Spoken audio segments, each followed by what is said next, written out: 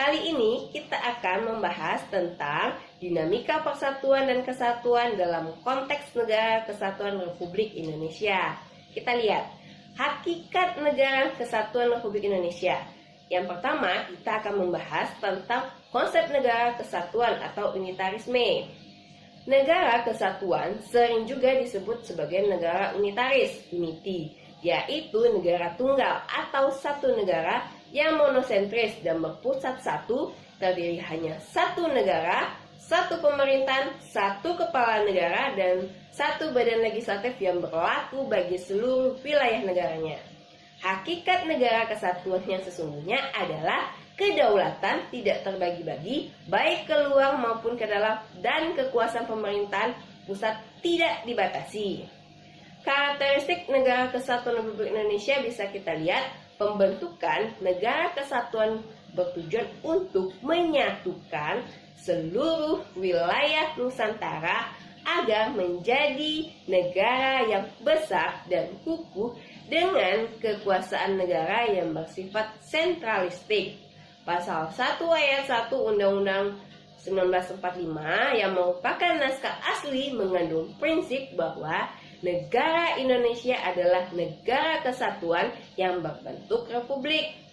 Kesatuan Republik Indonesia dalam 5 pasal, yaitu pasal 1 ayat 1, pasal 18 ayat 1, pasal 18B ayat 2, pasal 25A, dan pasal 37 ayat 5 Undang-Undang 1945, serta rumusan pasal-pasal yang mengukuhkan Negara Kesatuan Republik Indonesia dan keberadaan lembaga-lembaga dalam Undang-Undang NKRI 1945.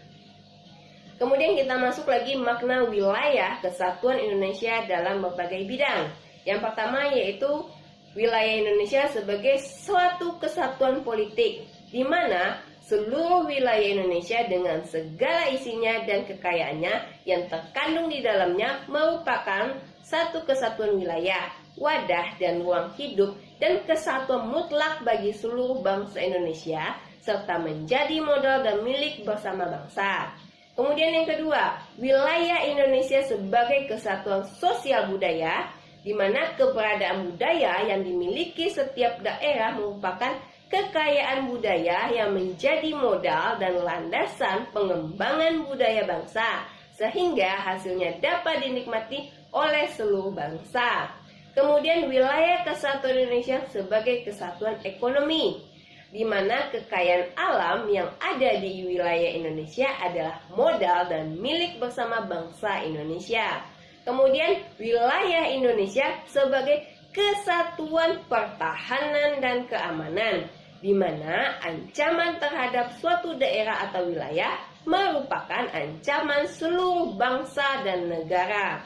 Kemudian kita masuk juga materi selanjutnya, yaitu pentingnya persatuan dan kesatuan dalam mempertahankan keutuhan wilayah NKRI. Yang pertama yaitu memperkuat dan memperkukuh ketahanan Negara Kesatuan Republik Indonesia. Yang kedua, memudahkan cita-cita dan tujuan nasional bangsa Indonesia. Yang ketiga, terwujudnya stabilitas dan integrasi nasional. Yang keempat, menumbuhkan sikap toleransi, persaudaraan, dan kekeluargaan. Serta yang terakhir, terwujudnya situasi aman, tertib, dan tentram. Oke, cukup sekian dulu materi kita hari ini. Mohon maaf apabila ada